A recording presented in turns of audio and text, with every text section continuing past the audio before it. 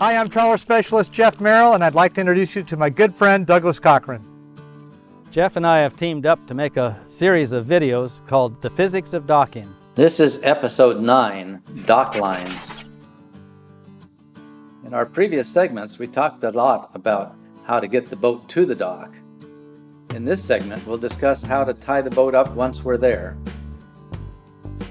We're going to cover 3 primary subjects: where to position the boat in the slip, how the dock lines will be positioned, and which lines to secure first. These decisions will be affected by the shape of our vessel, so we'll talk about hull shape as well. I think we should talk a little bit about dock lines, because if we don't have dock lines, we're no longer tied up at the dock. And in my view, there are 3 general types of dock lines. There are spring lines in the middle of the boat, there's a stern line, and there's a bow line.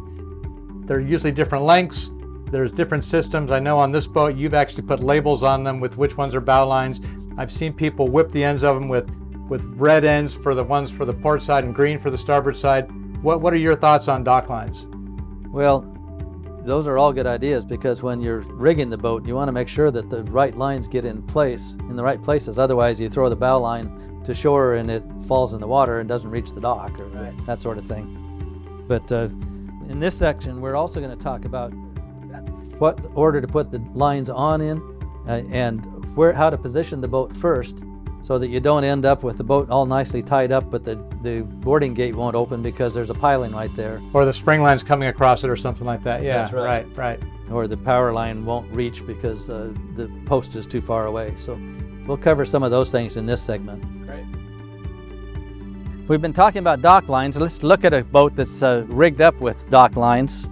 There's essentially 3 lines that hold the boat in place, and there's 2 that keep it from going forwards and backwards. So the first 3 are the stern line, the mid line, and the bow line. Those hold the boat in against the dock. And the spring lines hold it from going, this one keeps it from going backwards, this one keeps it from going forwards. So they're called springs, and you want to make sure those are nice and tight so that the boat can't rock in the slip like this. You don't want it hitting the dock behind us, you don't want it going out in the fairway out there. Now this boat has a pretty straight hull form to it. So if you get your midline on and get your stern line on, the boat is essentially in place. It can't rock around very much once those 2 lines are secured.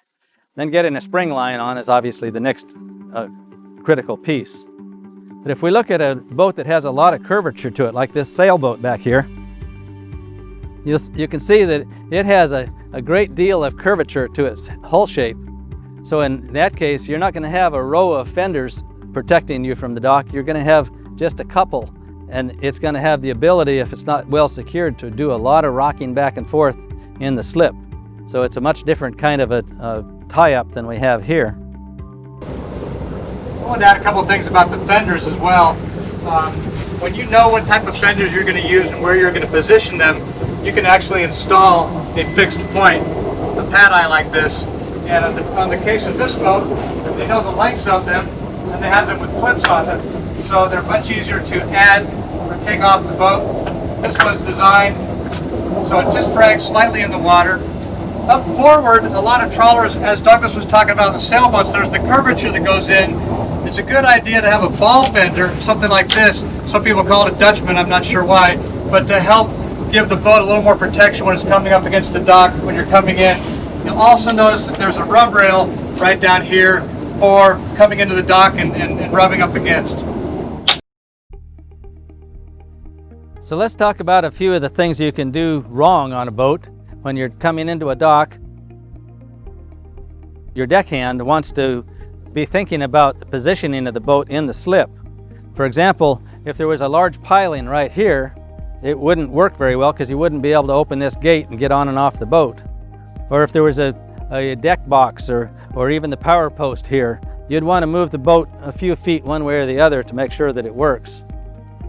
You'll also notice that these spring lines crisscross right in front of the boarding gate, so it's impossible to open the door without a lot of fooling around. So that's We're restricted here. Yeah, it's definitely not the preferred way to do it.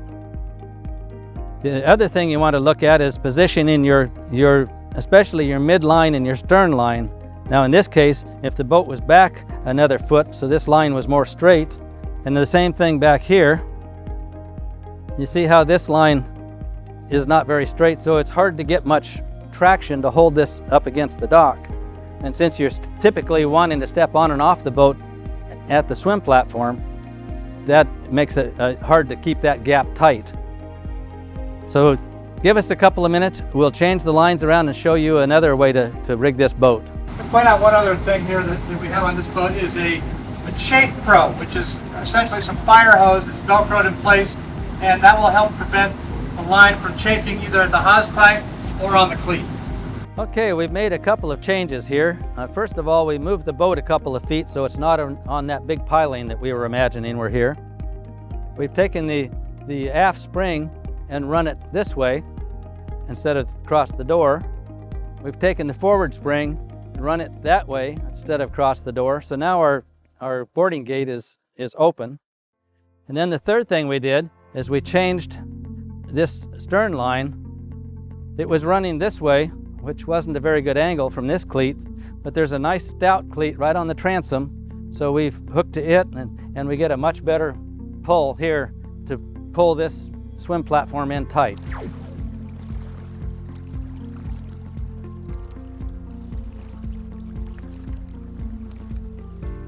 Passing dock lines from the boat down to the dock, there's a couple things to think about. I like to have the line all organized and easy to deal with. And if at all possible, I want to make sure that I avoid tossing the line. Douglas is down below, and I'm going to just kind of make a little jump rope where I can swing it over to him. That way, nobody gets hurt, he's got the line, and we're ready to tie off. One thing to make sure you do is instruct your crew about how this all works with the lines, because it could be possible that the line's not attached to the boat. There's a lot to think about on dock lines with bow lines and stern lines and spring lines. When you're coming into a slip, oftentimes a dock neighbor will offer to come by and help, and that's a nice community feeling that you get with people. And when I see someone coming in, I usually get up to help them. But you need to ask them what you can do to help.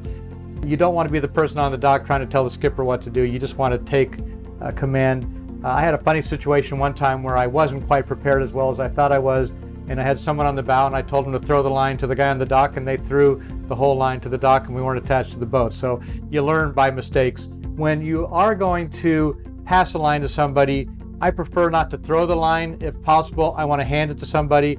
If someone's on the dock, am I not on the dock, I'll put my arm out and ask them to throw it there so they don't knock me in the face and knock my glass off. There's a lot of little things to think about. What are some of the things that you like to make sure we cover here when we're talking about this? Well, one rule we had on our boat is you never throw the bow line to anybody until the skipper says so. Okay. Because invariably, people on the dock want to help, so they grab the bow line and tie it down tight, and now you're stranded. You can't get your stern in because... Right, you're in too tight. You're in too tight and you can't get your stern in. And with this boat, because it's a long straight side, the most critical thing to do is get the stern in tight because it has a nice big swim platform. That's how the easiest way to get on and off the boat. Right. So if we do use somebody to help us on the dock, I usually try to get the minimum number of lines on, thank them very much, and then we go back and retie it all. Yeah, as long as you get 1 or 2 lines on and the boat is there, you can always fine tune it later. Philosophically, some people like to hand the splice or the loop of the line to someone on the dock because it's pretty easy to throw that over a cleat. Some people prefer to give the bitter end, but then they've got a whole bunch of lines to deal with and they may not know how to cleat it. So there are different choices and things you need to think about. The best approach, in my opinion, is get your crew working like a team so you don't need anybody on the dock. And if somebody comes along, you say, thank you very much, we got it. Yeah, that's great. That's good. That's a good play. Good. Stay tuned for more on dock lines in our next episode. Smooth sailing.